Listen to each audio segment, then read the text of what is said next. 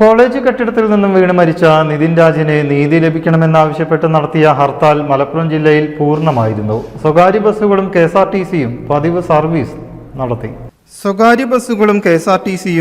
Service നടത്തി.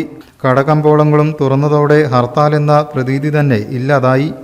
നിതിൻ രാജിന്റെ മരണത്തിന് ഉത്തരവാദികളായവരെ arrest ചെയ്യുക, രോഹിത് വെമുല ആക്ട് നടപ്പാക്കുക, നിതിൻ രാജിന്റെ കുടുംബത്തിന് 10 കോടി നഷ്ടപരിഹാരം നൽകുക, അഞ്ചരക്കണ്ടി ദന്തൽ കോളേജിന്റെ അഫിലിയേഷൻ റദ്ദു ചെയ്യുക, ജുഡീഷ്യൽ മേൽനോട്ടത്തിൽ കേസന്വേഷണം നടത്തുക എന്നീ ആവശ്യങ്ങൾ ഉന്നയിച്ചാണ് നിതിൻ രാജ് ആക്ഷൻ കൗൺസിൽ സംസ്ഥാനത്ത് ഹർത്താലിന് ആഹ്വാനം ചെയ്തത്.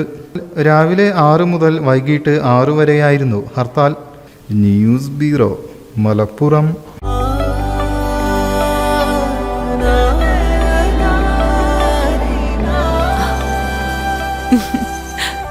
ആചാരങ്ങളും ആഘോഷങ്ങളും പലപ്പോഴും പലതാണ്. അതുപോലെ തന്നെയാണ് നമ്മൾ അണിയുന്ന ആഭരണങ്ങളും.